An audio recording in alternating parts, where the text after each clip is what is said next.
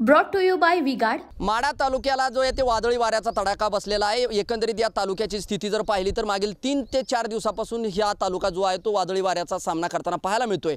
काल झालेल्या दुपारी 4 ते सायंकाळी 8 ते 10 च्या दरम्यान झालेल्या वादळी वाऱ्यानं शेतकऱ्यांचं जे आहे ते कंबरडं मोडलेलं आहे। आपण जर पाहिलं तर मी सध्या माढा तालुक्यातल्या अंजनगावमध्ये माझ्या पाठीमागे जर पाहिलं तुम्ही तर या माढा तालुक्यातल्या अंजनगाव खेलोबा गावामध्ये अनेक शेतकऱ्यांचं जे आहे ते अतोनात नुकसान झालेलं आपल्याला पाहायला मिळतंय। या तालुक्यातल्या अंजनगाव खेलोबा गावामध्ये जे आहे तर ग्रामीण भागातला हा परिसर आहे आणि या भागामध्ये जर पाहिलं आपण तर अनेक शेतकऱ्यांच्या घरावरचे जे आहेत ते पत्रे उडून गेलेत। यामुळे शेतकऱ्यांचं मोठं आर्थिक नुकसान झालंय। त्याचबरोबर या शेतकऱ्यांचा जो आहे तो संसार जो आहे तो उघड्यावर आल्याचं चित्र एकंदरीत आपल्याला पाहायला मिळतं। टीव्ही 9 च्या माध्यमातून आपण या प्रेक्षकांना दाखवतो की किती वाताहत जी आहे ती शेतकऱ्याची एकीकडे बाजारभाव जर मिळाला नाही तर शेतकऱ्यांचं नुकसान होताना पाहायला मिळतं, दुसरीकडे निसर्ग देखील या शेतकऱ्यांना तारताना आपल्याला पाहायला मिळत नाही।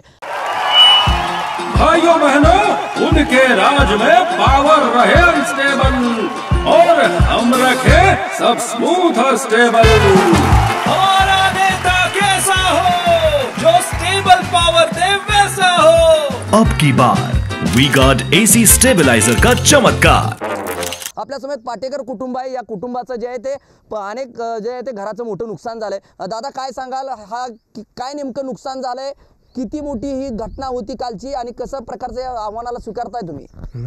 मोठे टीव्ही हे सगळं फुटलं, ज्वारी माल भांडी नुकसान झालं, पत्रे हे पाक उडून गेले, पण काय राहिलं नाही, सगळं उडून गेलं। किती वाजता ही घटना घडली होती, तेव्हा तुम्ही काय होते घरात, कोणाला काही इजा वगैरे झाली का? नाही, घरात बाहेर आम्ही पळालो। वादळी वारा आल्यावर पळालात तुम्ही बाहेर? काय काय याच्यात नुकसान झालंय? कपाट फुटलंय। उनका बैकअप सिर्फ कल तक और हमारा चांद तक। हमारा नेता कैसा हो जो नॉन स्टॉप बैकअप दे वैसा हो। अब की बार वी गार्ड इन्वर्टर बैटरी का चमत्कार। पुन्हा भांडी माल गॅस ज्वारी सगळं वाटोळं झाले। एकीकडे बाजारभाव देखील शेतीमालाला मिळत नाही, दुसरीकडे असं नुकसान निसर्ग हिरवून घेतोय। कसं बघायचं, कसं बघताय या संकटाला? कसं बघावं, जेवाय मिळलं नाही, रात्री अशी झोपलो आम्ही तिकडे शेडमध्ये। पुन्हा बी वादळ आलतंय। कुठं रात्रीची कुठं मुक्काम केला? इथं बाहेर कोट्यात, गुराच्या कोट्यात। पाहिलं तर वादळी वाऱ्याचा तडाखा मिळाल्यानंतर संसार उघड्यावर आल्यानंतर या शेतकरी कुटुंबांना जे आहे ते गाईच्या गोट्यासमोर जे आहे ते आपलं बस्तान बसवलं होतं, झोपले होते, रात्र काढली आणि अक्षरशः हे कुटुंब जे आहे ते रात्री काल जे आहे ते उपासमार या कुटुंबात झाले। या शेतकरी कुटुंबातला एक मुलगा देखील आपल्यासमोर आहे। काय सांगशील, काय वेदना आहेत? एकीकडे इतकं मोठं नुकसान झालंय, काय आज मनात खंत आहे? लय नुकसान झालं भरपूर, टीव्ही वगैरे फुटला, ही झाली होती, लय नुकसान झालं। किती वाजता ही घटना घडली आणि तेव्हा तुम्ही सगळे काय करत होता? 4-4:30 वाजता वारं वादळ सुटलं होतं, बाहेर होतो आम्ही, भरपूर नुकसान झालं। कसं आता ह्याच्यातून वाट कशी काढायची? कशी काढायची? सरकारनं दावायची आता। एकीकडे शेतीमालाला भाव देखील मिळत नाहीत, दुसरीकडे हे नवं संकट, मालाला पण भाव भेटत नाही व्यवस्थित, संकट काय करायचं आता?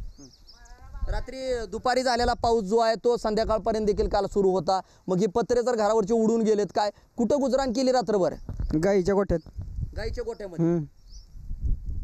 एकंदरीत जर पाहिलं आपण तर शेतकरी देखील आहे तो भावनिक होताना आपल्याला पाहायला मिळतोय। शेतकरी मुलगा आणि त्यांनी व्यथा जे आहे तो स्वतः डोळ्याने बघतोय। आपले आई वडील शेतामध्ये राबतायत, एकीकडे शेतीमालाला भाव मिळत नसताना दुसरीकडे आपल्या घरचा जो आहे तो उद्धार करता जो आहे शेतकरी मायबाप, त्यांचा संसार जो उघड्यावर आला आणि दुसरीकडे या कुटुंबाने जी आहे ती रात्रीची गुजराण आहे, रात्रीची जाग जी आहे ती गाईच्या गोट्यामध्ये आपल्याला काढल्याचं पाहायला मिळतं। एकंदरीत आता सरकारनं जी आहे ती कठोर पावलं उचलून तातडीनं पंचनामे करून नुकसान भरपाई जी आहे ती शेतकऱ्यांना हातात देण्याची गरज आहे। माझा सहकारी कॅमेरा पर्सन प्रथमेश कांबळे, मी संदीप शिंदे, टीव्ही 9 मराठी, अंजनगाव खेलोबा, माढा, सोलापूर।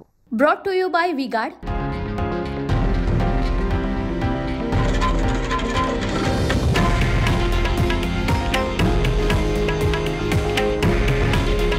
हे आहे देशातील नंबर 1 न्यूज नेटवर्क आणि आपण पाहत आहात टीव्ही 9 मराठी। काळजी तुमची, हित महाराष्ट्राचं।